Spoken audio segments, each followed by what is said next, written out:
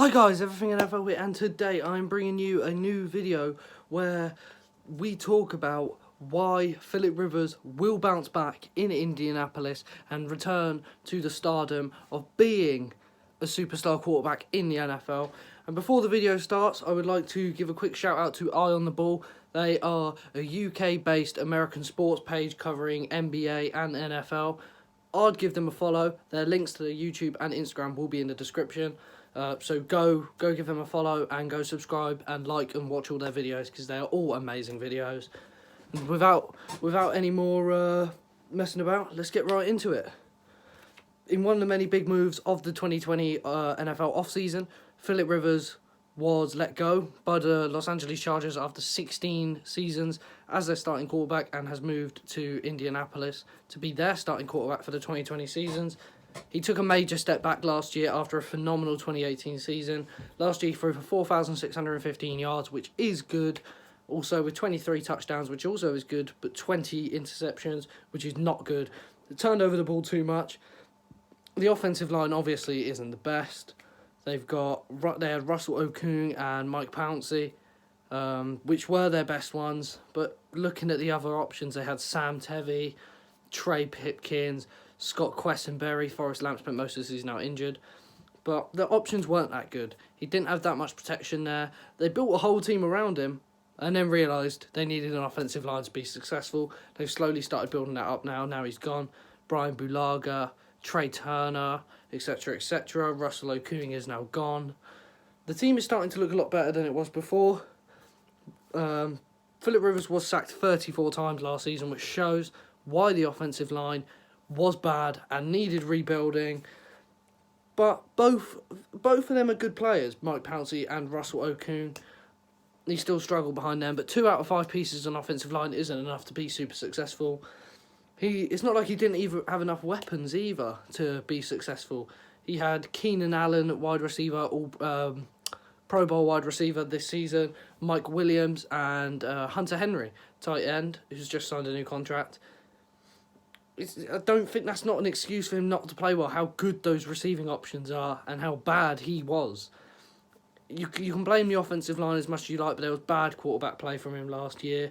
It's going to be interesting to see how he bounces back in Indianapolis with wide receivers and options on his offense, such as Marlon Mack at running back, who's a good young running back up and coming. T.Y. Hilton, veteran wide receiver, been consistently one of the best wide receivers in the National Football League for years. Zach Pascal, who was very good last season.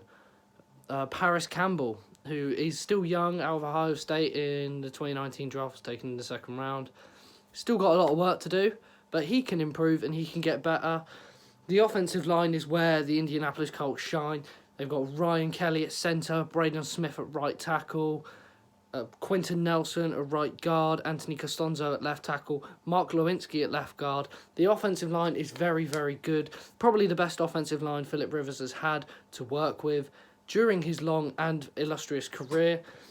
This isn't an excuse for him to play well, because the quarterback obviously has to play well. The protection is there. It's all about everything lays on the shoulders of Philip Rivers next season. I think he can do well in Indianapolis with this offensive line. The wide receivers are there, like I said, the weapons at tight end. Eric Ebron has now gone to the Steelers, so Jack Doyle will take over as the main tight end next season. He is also a fantastic option at tight end. The Indianapolis defense is also very good, just traded for DeForest Buckner. Got stars on that defense like Darius Leonard, Malik Hooker, up-and-coming Rock Ya-Sin, Quincy Wilson, etc., etc. I can't think of more off the top of my head right now. But the team looks good. The Colts are built for success. They were intending on building their whole team around Andrew Luck before his abrupt retirement, which led to them having to fill Jacoby Brissett for last season, who was extremely underwhelming in his second season as starter for the Indianapolis Colts, after he had a season quite a while back when Andrew Luck was injured. But it's all going to be interesting to leading on to the season to see what happens. I personally think Philip Rivers will be very successful in this Indianapolis system. He struggled in LA last season, like I said, because of the offensive line, and he didn't play well altogether as well. I think Indianapolis is the perfect team for him to go to prove himself as one of the premium quarterbacks in the National Football League and put himself back up there in that bracket. Do I think he'll be enough to win the division? Who knows? They got Houston in their division with Deshaun Watson. DeAndre Hopkins is now gone, so that team has got slightly weaker. The Jaguars are rebuilding. Don't think they're going to be competitive. And you can't write off Tennessee with Ryan Tannehill and Derrick Henry next season. The AFC South is shaping up to be very interesting. In my opinion, it's going to be a three-way battle between Houston, Tennessee, and Indianapolis. Deshaun Watson. Now think about the three quarterbacks there. Deshaun Watson, Ryan Tannehill, and Philip Rivers. Three fantastic quarterbacks in the league, all playing in the same division. It's going to be an interesting division to watch next season. Whether Indianapolis win and get into the playoffs, who knows? But we'll have to wait and see.